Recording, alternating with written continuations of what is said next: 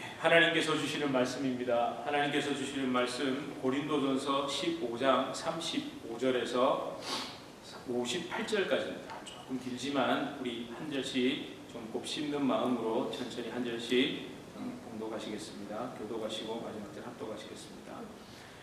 누가 묻기를 죽은 자들이 어떻게 다시 살아나며 어떠한 몸으로 오느냐 하리니 어리석은 자여 내가 우리 씨가 죽지 않으면 살아나지 못하겠고 또 내가 뿌리는 것은 장래의 형체를 뿌리는 것이 아니요 다만 밀이나 다른 것의 알맹이 뿐이로되 하나님이 그 뜻대로 그에게 형체를 주시되 각 종자에게 그 형체를 주시느니라.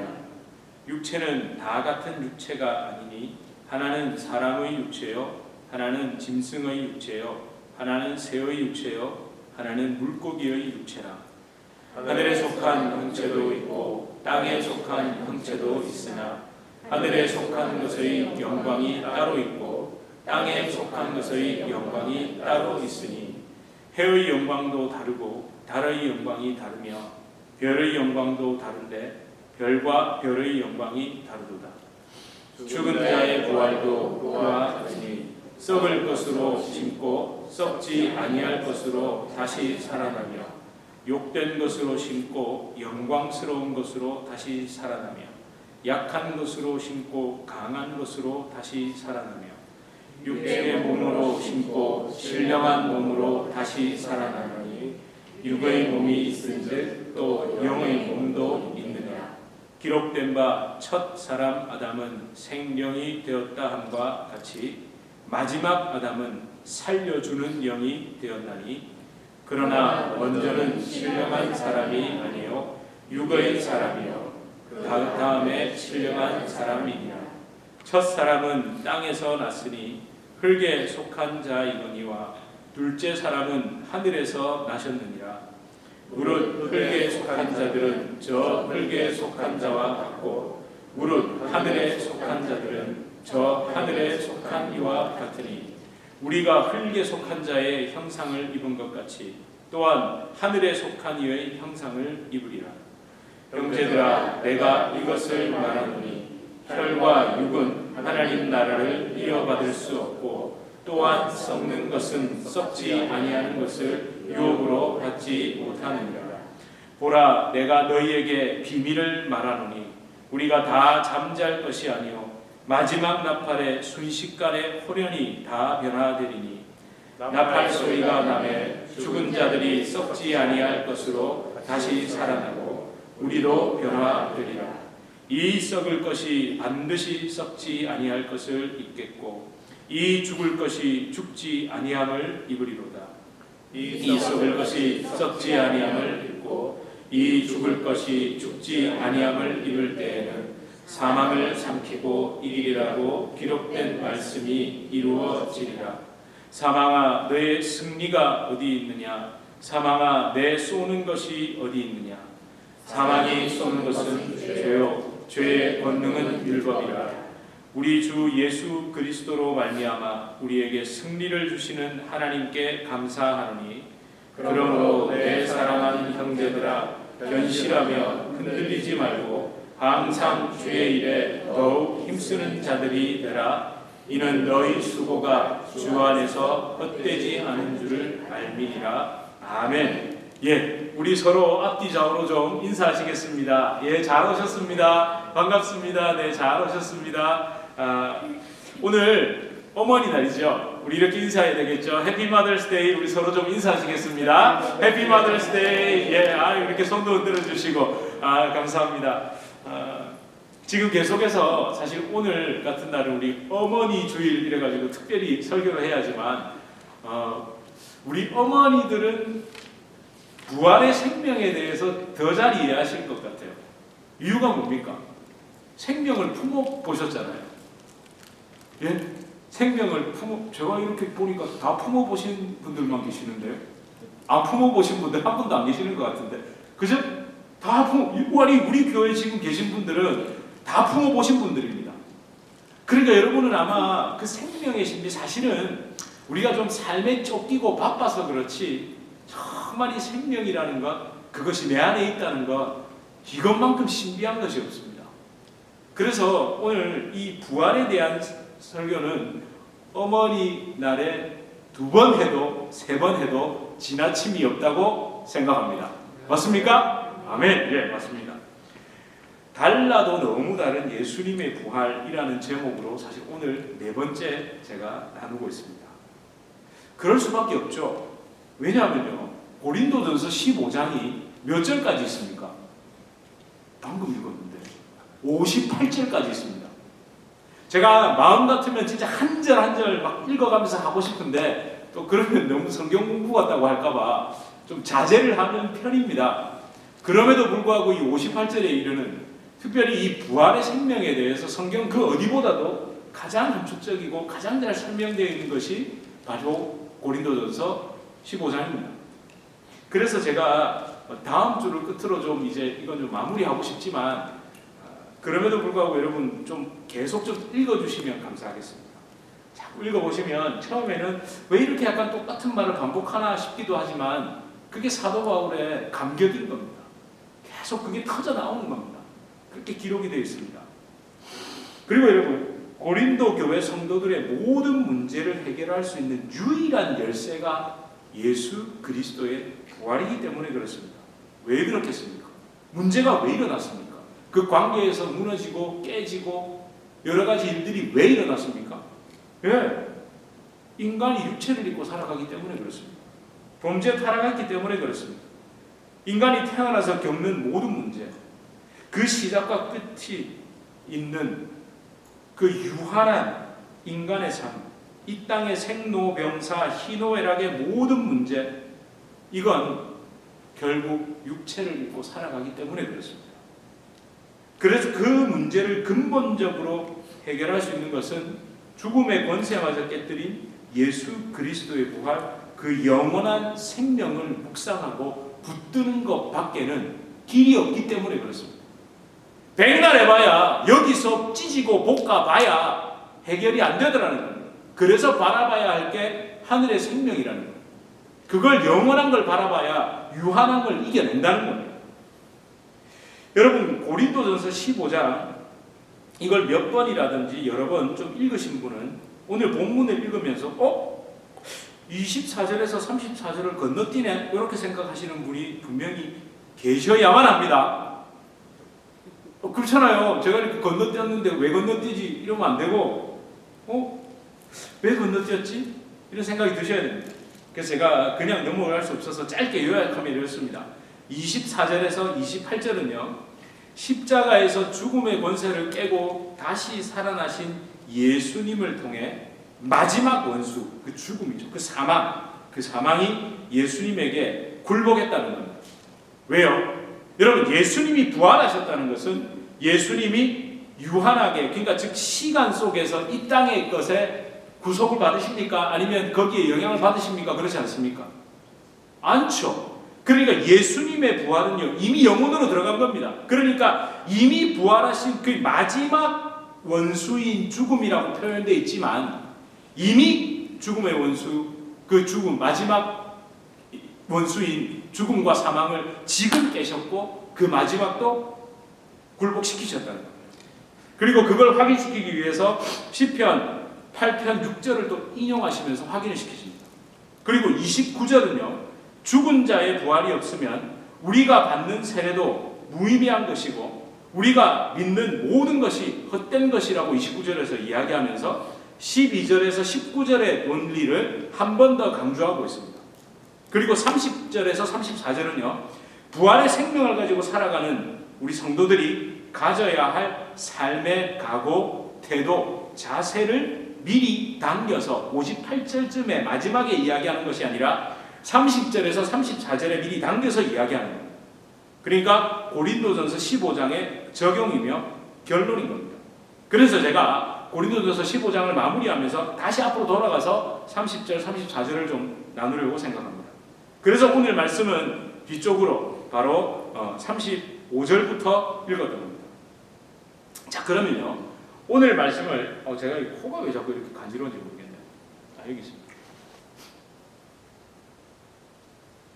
제가 어떤 분들이 제 설교를 듣다가 코 자꾸 만지지 말라 그래가지고 자꾸 이렇게 여러분 이해 이게 간지러워서 이상 왜 이게 간지러운지 모르겠네요. 이게 그러나 아무튼 여러분 오늘 말씀을 본격적으로 나누기 전에 한 가지 기억을 좀 소환해 보겠습니다. 4월 27일 설교 내용이죠. 그때 제가 드렸던 말씀이 있습니다.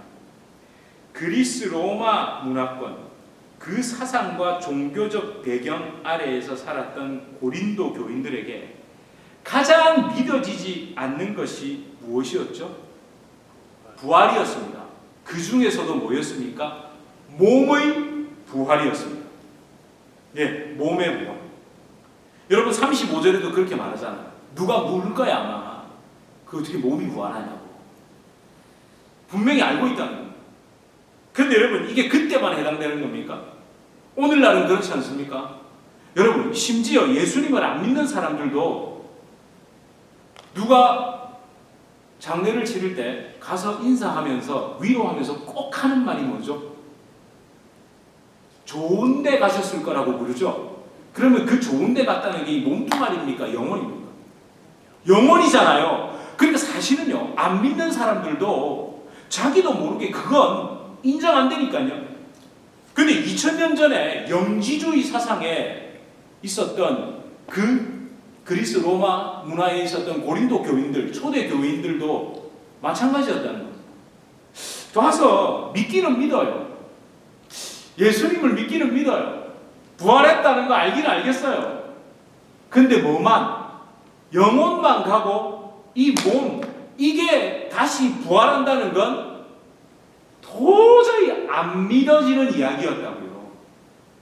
그때는 영지주의 사상은 뭐 때문이었습니까? 눈에 보이는 것들은 다 악하죠. 눈에 보이는 이 몸은 악한 거예요. 근데 어떻게 이 몸이 악한 게 다시 이 보이는 몸으로 살아나냐 이거예요. 그러면 오늘날은 왜 못 믿습니까? 무슨 사고에 우리는 지금 지배를 당하고 있습니까? 과학적이고 이성적인 사고잖아요. 의학적인 사고잖아요. 아니 죽어서 몸이 썩어버렸는데 땅속에서 다 분해돼가지고 흙으로 돌아갔는데 그게 어떻게 다시 살아나냐? 그죠? 안 믿어지잖아요. 여기서 아멘 하면 안 되죠. 이거 무슨 우리 다 표정 보면요. 그래 마치 솔직히 그거 안 믿어지지 이러고 있다니까요. 예. 그래서 제가 그때 어떤 논리를 펼쳐드렸습니까? 가장 믿지 못하는 그걸 굳이 여기다가 이렇게 길게 써놓을 이유가 뭐가 있냐고요. 누구나 다 좋은 데 간다 그러고 그렇게 얘기하면 그럴듯하잖아요. 그리고 윤리적으로도 뭘 강조하면요. 부활보다는 예수의 십자가 희생, 그 거룩한 희생. 그래서 여러분도 양보하고 사십시오. 희생하고 사십시오. 이러면 딱 들어오잖아요. 그렇잖아요. 사람이 지어냈다면 이걸 굳이 이렇게까지 길게 이렇게 쓸 이유가 하나도 없다니까요. 그래서 진짜 네가 믿든지 안 믿든지 그건 사실이니까. 예, 그렇게 기록해놓은 겁니다. 여러분 그러니까요 사실 몸의 부활을 믿지 못하는 건 어찌 보면 맞는 말이라니까요. 그런데 틀린 게 뭔지 아십니까? 지금 저와 여러분이 입고 있는 이 몸, 이 단백질 덩어리로 다시 되살아나는 게 아니라고요. 아닙니다. 다시 한번 이 단백질 덩어리로 되살아나는 게 아닙니다. 할렐루야. 여러분 이 단백질 덩어리로 다시 태어나면 우리는 또 늙어야 돼. 주름살이 또 진다니까요. 저도 이번에 다시 짧게 깎고 나니까 이게 그냥 훤하게 더 많이 빠진 것 같아요. 왜 이거 빨리 자르러 간지 아세요? 기니까 더 빠지는 것 같아요. 머리 무게가 무거워서 그런지 더 많이 빠지는 것 같고 괜히 여기가 가지가지한 것 같고 그래서 자르고 나니까요. 깎고 나니까 덜 간지럽고 덜 빠지는 것 같아요. 기분상일까요? 저도 이제 이게 안 빠지겠죠. 우리 하얀 우리 집사님의 머리도 까맣게 되는 겁니다. 부활하신 예수님이 입은 그 몸은 인간의 존재적인 한계, 이성적 한계를 초월하는 겁니다. 우리는 부활하신 예수님의 몸에 대하여 이런 이야기를 많이 들었을 겁니다. 자, 제자들이 두려워서 문을 닫았습니다. 그러나 예수님은 문을 열지도 않았는데 제자들 가운데 한가운데 딱 서셨습니다. 제자들은 유령이라고 착각하고 두려워 떨었습니다. 제자들은 여전히 믿지 못했습니다. 그 대표자가 도마였죠. 요한복음에 잘 기록되어 있습니다. 그래서 어떻게 예수님이 말씀하시죠? 네 손을 옆구리에 참자하고 그 손을 넣어봐라. 내 손에 못자국을 봐라. 이렇게 말씀하십니다. 그리고 갈릴리에서 만난 제자들에게 예수님이 뭘 하셨죠? 떡과 생선을 이렇게 굽고 계셨습니다. 유령이 어떻게 떡과 생선을 굽습니까? 이 몸을 가졌는데 어떻게 문을 지나갑니까?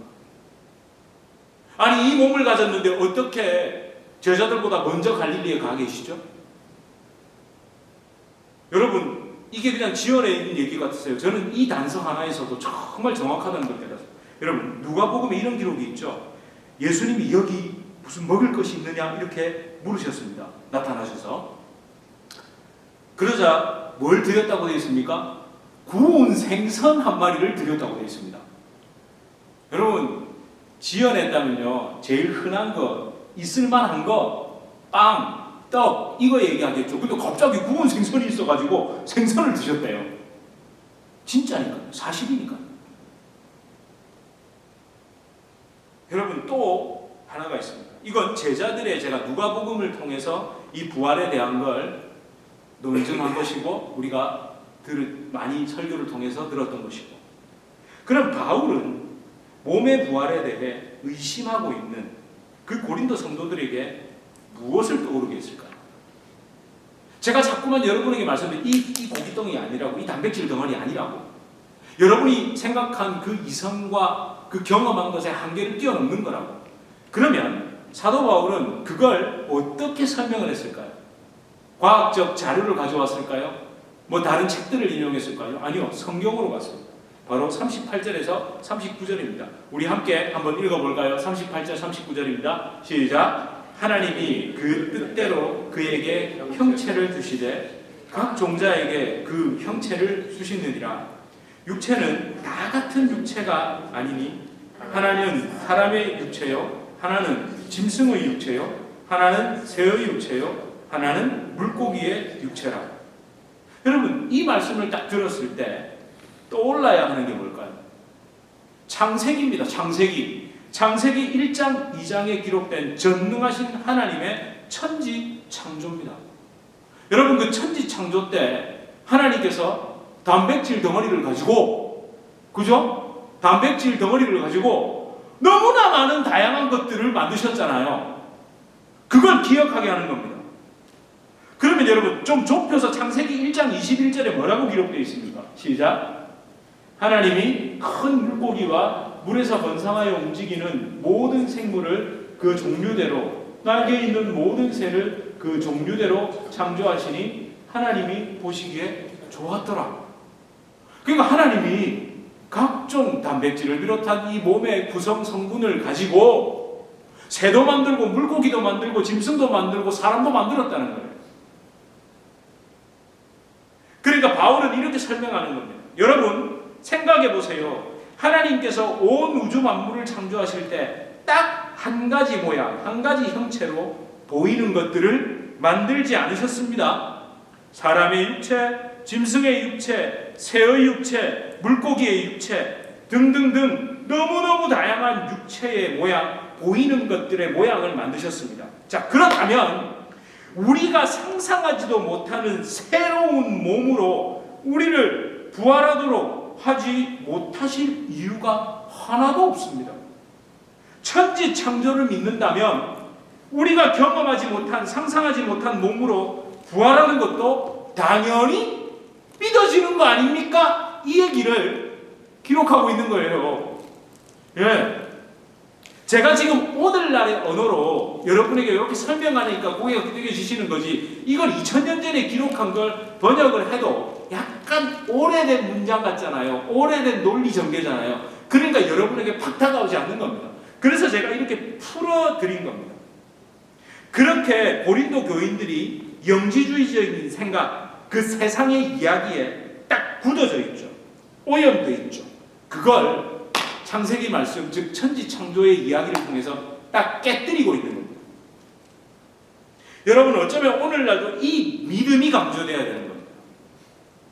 진화론적, 과학적, 의학적, 인문학적 사고에 오염되어 있는 우리, 그런 생각의 틀이 성경적 가치관으로 회복되어야 된다는 겁니다. 그러니까 이 말이 가장 나의 한계를 드러내는 말입니다. 인간의 한계를 드러내는 말입니다. 뭔지 아세요? 야, 그 과학적으로 말이 되냐? 그 의학적으로 말이 되냐? 이걸.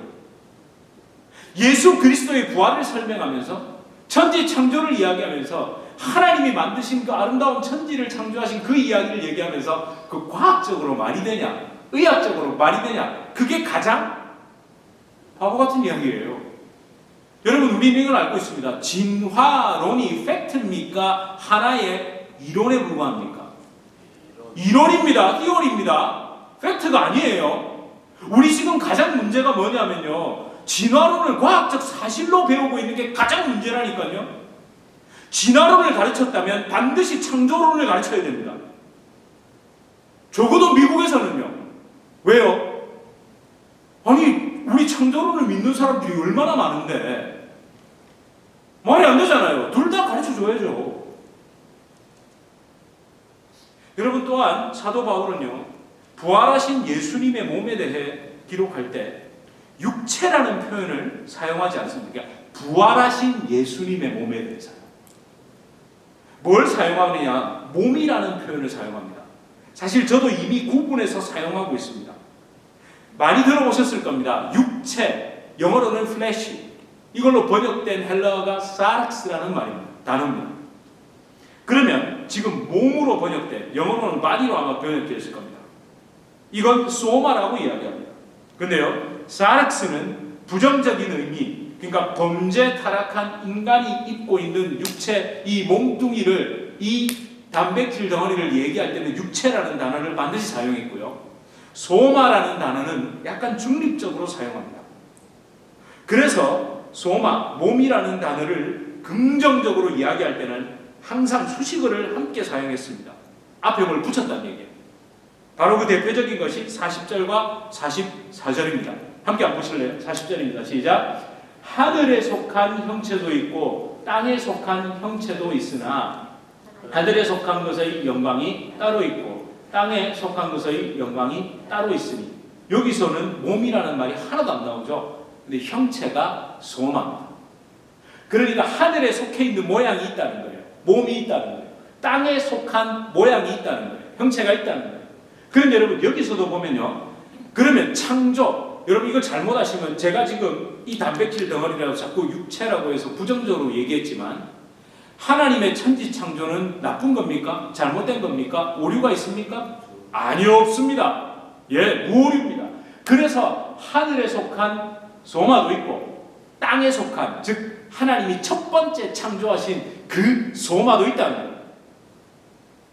근데 그게 이제 하늘에 속한 소마로, 형체로 회복될 거라는 이야기를 하고 있는 거니까 이렇게 해서 이해합니다. 자, 그러니까 앞에 수식어가 붙죠? 하늘에 속한. 그 다음에 44절 한번 볼까요? 시작. 육의 몸으로 심고 신령한 몸으로 다시 살아나나니 육의 몸이 있은즉 또 영의 몸도 있느니라. 예. 그러니까 소마가 있는데 사르스에 지배당하고 있는 그 몸도 있다는 거예요. 사실 지금 우리죠. 그런데 신령한 몸, 푸뉴마티코스, 하나님의 성령으로 거듭나 다시 회복된 그 몸, 소마도 있다는 거예요. 이걸 이야기합니다. 여러분, 참 바울이 이걸 쓸 때 얼마나 성령의 감동으로 이걸 참 지혜롭게 썼습니까? 참 그런 것만 봐도 너무 감사합니다. 그래서 여러분, 성경은요 51절에서 52절을 통해 저와 여러분에게 부활을 이렇게 증언합니다. 우리 다시 한번 읽어볼까요? 시작. 보라, 내가 너희에게 비밀을 말하노니 우리가 다 잠잘 것이 아니요 마지막 나팔에 순식간에 호련히 다 변화되리니 나팔 소리가 나매 죽은 자들이 썩지 아니할 것으로 다시 살아나고 우리도 변화되리라. 아멘. 여러분, 여기에서 우리는 딱 한 가지만 주의하면 될 것 같습니다. 뭘까요? 보라, 내가 너희에게 비밀을 말하노니. 우리 이제 알고 있죠? 비밀, 미스테리오는 야, 딱 감춰놓고 너하고 나만 알아. 이 비밀이 아니고 뭐죠? 신비하다는 거예요. 미스테리. 여러분, 시크릿과 미스테리가 다른 거 아시잖아요. 미스테리는 있긴 있어. 그 구분을 안 해보셨군요. 미스테리는 내 눈에도 있고 분명히 있는데 이게 어떻게 된 거지? 이게 미스테리죠. 시크릿은 너는 알고 나는 모르는, 또는 나는 알고 너는 모르는 이겁니다. 제가 너무 어렵게 설명합니까? 피라미드, 이게 시크릿입니까? 미스테리입니까? 자, 쉽죠? 쉽죠? 예, 이겁니다. 분명히 부활한 그 몸이 있다는 거예요. 언제요? 마지막 나팔에 우리 주님 재림하실 때 정말 이 썩을 육체가 아닌 썩지 아니할 몸으로 변화될 게 분명히 있는데, 야, 이거 미스테리인데 내가 도저히 설명이 잘 안 된다, 야. 근데 분명히 있다, 야. 이 얘기를 하는 겁니다. 그래서 여러분, 우리 분명히 알아야 됩니다. 예수님의 재림, 온 우주 만물이 다시 회복되는 그날에 예수 그리스도를 믿는 성도들이 다시 입을 영광스러운 몸, 이 육체가 아닙니다. 이 몸이 아닙니다. 육신의 목숨이 다하여 땅 속에 들어가건, 그렇게 썩건, 화장을 해서 재가 되건 아무 상관없이 순식간에 호련히 부활의 첫 열매이신 예수님, 그분이 그때 부활하실 때 입었던 그 몸으로 저와 여러분도 부활하는 겁니다. 아멘. 감사합니다. 부활하는 겁니다. 아멘. 성령으로 감동된 바울요, 이 기록을 남기면서 너무너무 감격했을 거예요. 아니, 감격했죠.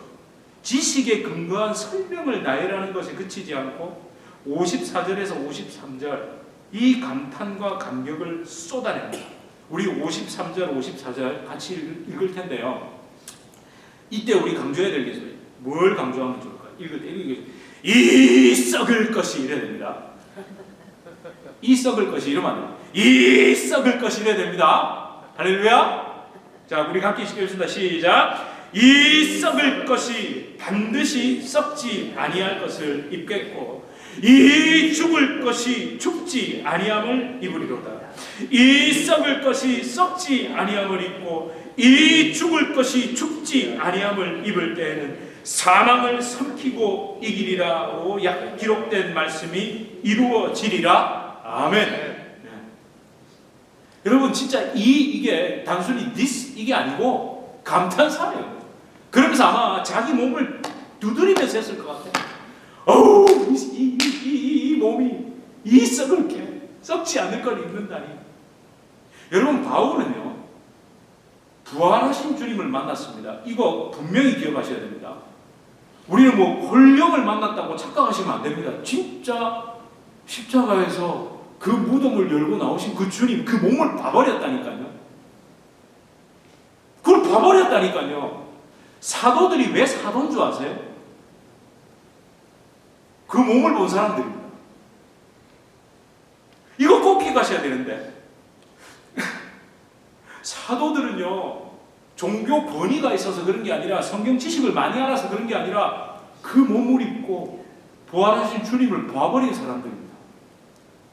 그러니까 이 썩을 것이라고 밖에는 할 말이 없는 거예요. 저는 제가 지금 소름이 돋아요.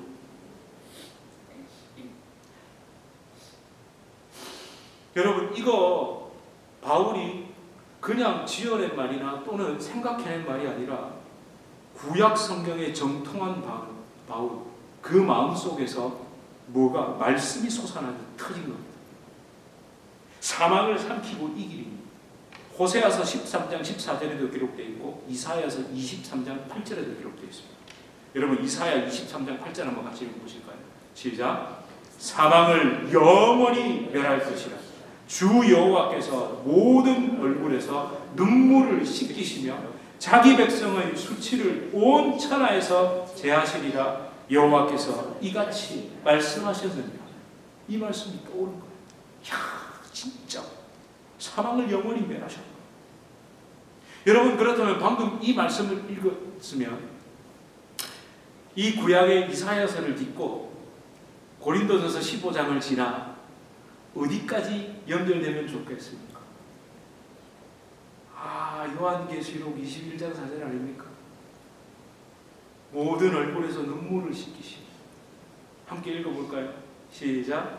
모든 얼굴을 그 눈에서 닦게 지나니 다시는 사망이 없고 애통하는 것이나 곡하는 것이나 아픈 것이 다시 있지 아니하리니 처음 것들이 다 지나갔습니다. 아멘. 성경은 이렇습니다. 하나도 그냥 사람 머릿속에서 떠오른 게 아니라 성령의 감동으로 성경에 근거하여 약속하고 있는 것이 하나님의 말씀 성경입니다. 사랑하는 성도 여러분, 이 소망이 우리에게 실제가 되는 겁니다. 비록 이 땅의 삶에 지칠 때도 있습니다. 보이는 상황은 변한 게 아무것도 없을 수 있습니다. 남들은 다들 웃고 살아가는 것 같은데 나는 한숨과 눈물로 얼룩진 인생을 살아가는 것 같기도 합니다. 그래서 반드시 지금 우리에게 필요한 게 있다면 입신양명 일확천금이 아니라 부활의 소망입니다. 그 어떤 절망적인 상황 속에서도 부활의 소망만이 우리의 필요이며 능력입니다. 어느 종교에서는 이렇게 말하죠. 힘들 때, 어려울 때, 알 수 없는 무언가로 이 땅에 다시 태어날 거라고 위로해 줍니다. 어느 종교인지 굳이 말 안 해도 아시겠죠? 요즘 사람들은 이렇게 말하더군요. 이생망이라고 들어보셨습니까? 이생망. 이번 생에는 망했다. 다음 생에서나 막연하게 다음 생애를 상상하게 하죠. 근데 그런 게 아니죠. 성경은요, 아무 소망 없는 나, 범죄한 나 대신에 십자가에서 죽으신 예수님, 영원한 저주와 사망을 깨뜨리고 참 생명과 온전한 몸으로 부활하신 예수님, 그 첫 열매이신 예수님처럼 우리 모두도 예수를 믿는 그 사람, 그 안에 예수의 씨앗이 있는 그들도, 생명이 있는 그들도 부활할 것이라고 분명히 약속하고 있습니다. 그리고 여러분, 이 부활의 생명이 있기 때문에, 이 소망이 있기 때문에 지금 이 육체를 가지고 살아가는 이 땅의 삶도 의미가 있는 겁니다. 의미가 있는 겁니다. 좀 팍팍하죠. 그래도 견딜 수 있고요. 좀 아프지만 승리하고 오늘을 살아낼 수 있는 겁니다. 2000년 기독교 역사 속에서 모든 신실한 하나님의 사람들은 이 육체를 가지고 살았습니다. 그렇지만 부활의 소망을 붙잡고 살았죠. 그렇게 역사의 폭풍을 견뎌냈고 개인이 경험하는 인생의 질고를 이겨나갔습니다. 여러분, 고린도전서를 기록하는 사도 바울 마찬가지입니다. 그가 경험한 삶의 무게, 고난, 박해, 몸의 고통, 질병, 괴로움 등등등 그 무엇을 상상하건 그 이상이었습니다. 아픈 눈으로 양피지를 펼쳤겠죠.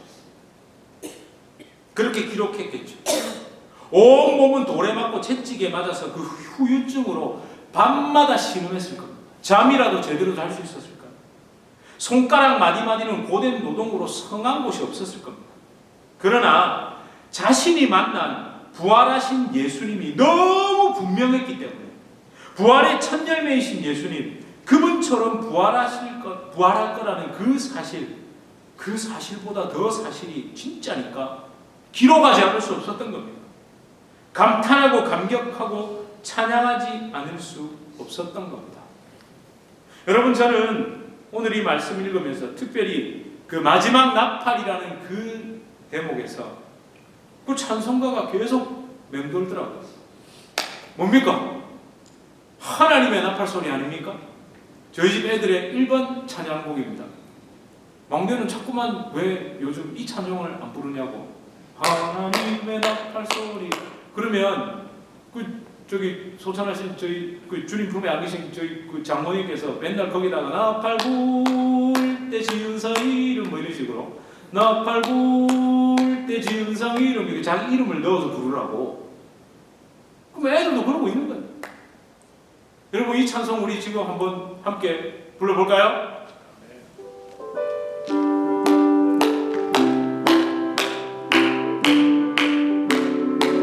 하나님의 나팔 소리, 하나님의 나팔 소리 전지 진동할 때에 예수 영광 중에 구름 타시고 천사들 세계 만국 모든 곳에 보내어 구원받은 성도들을 모으리.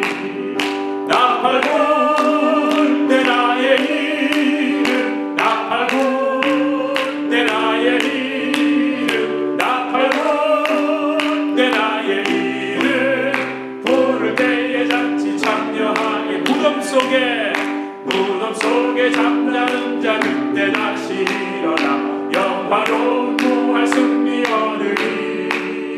주가 택한 모든 성도 구름 타고 올라가 공중에서 주의 얼굴 배우리.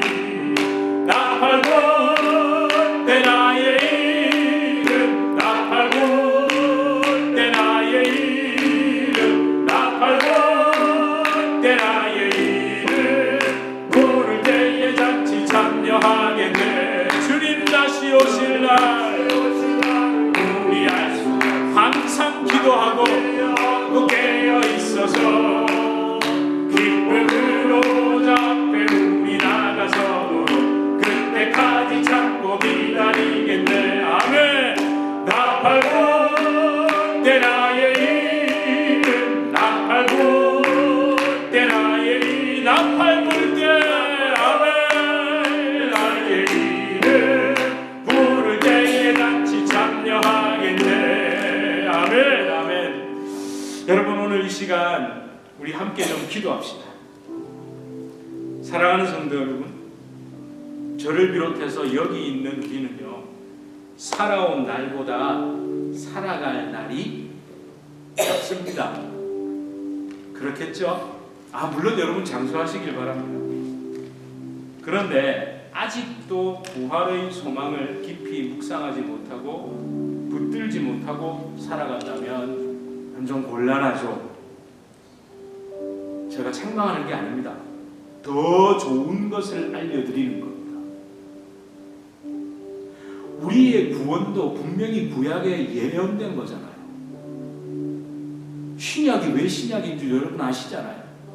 주님이 다시 오실 때 영원한 몸으로 영원한 생명으로 나아갈 거고 부활할 거라는 게 약속되어 있다면, 아니 십자가의 죽음과 부활을 통해 내가 구원받는다는 걸 믿었는데 이게 왜 안 믿어지죠? 이걸 왜 못 바라보죠? 이게 왜 우리 진짜 소망이 아니죠? 그래서 여러분 이 좋은 걸 붙잡으십시오.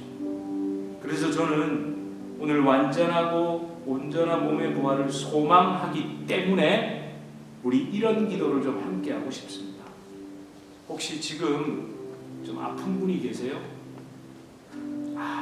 이게 도저히 너무 아파서 견디지 못하겠고 힘든 게 있으세요?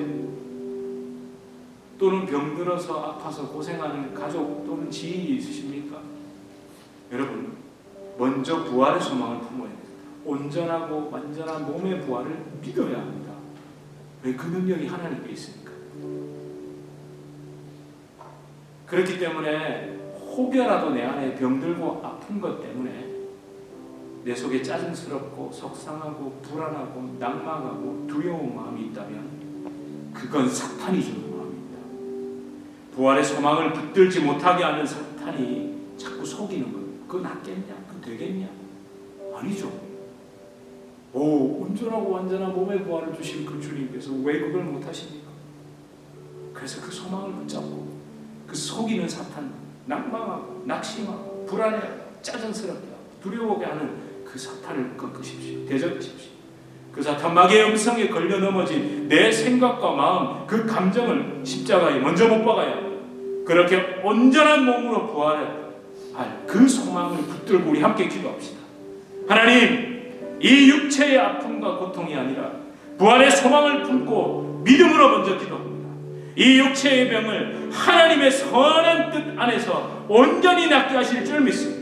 치유하시는 예수님에 보여 그 생명의 능력이 내게 임한 줄 믿습니다. 임한 줄 믿고 오늘 생명으로 나아가는 자처럼 살아가겠습니다. 주님 치유하여 주시옵소서. 주님 은혜 베풀어 주시옵소서. 성령으로 아버지 하나님 치유하여 주시옵소서. 우리 이렇게 함께 기도하시겠습니다. 아버지 하나님, 하나님 내가 먼저 부활의 소망을 붙잡습니다. 이 육신의 아픔을 바라보는 것이 아니라 부활하신 주님의 그 몸을 소망하며 하나님 영원히 그 은혜로 살게 하실 그 주님의 선하신 뜻을 바라보고 나아갑니다. 아버지 하나님, 우리의 아픔도, 아버지 하나님, 우리의 고통도, 그 질병도 주님 다 주님이 지고 가셨습니다. 하나님 그 믿음 안에서 아버지 하나님 우리가 이겨 승리하게 하시고 치유되게 하시고 회복되게 하여 주시옵소서. 낫게 하여 주시옵소서. 아버지 하나님 그 눌려진 신경이 펴지게 하시고 하나님 그 소망으로 다시 한번 일어서게 하시고 아버지 하나님 치유되게 하시고 깨끗이 낫게 하여 주시옵소서.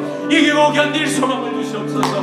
오 하나님, 지금 내 병의 아픔, 그 질병이 아니라 하나님의 말할 수 없는 소망을 바라보고 나아가게 하여 주시옵소서. 주님 치유의 역사가 임하고 예수의 이름으로 회복되고 하나님 건강해지고 아버지 하나님 그렇게 살아갈 수 있도록 주님이면 남은 삶을 힘있게 주님이라면서 살아갈 수 있도록 축복해 주시옵소서. 사랑합니다 주님. 할렐루야. 주님을 높여드립니다. 감사합니다 주님. 하나님, 부활의 소망을 바라보면 견디지 못할 것이 없고 승리하지 못할 것이 없습니다.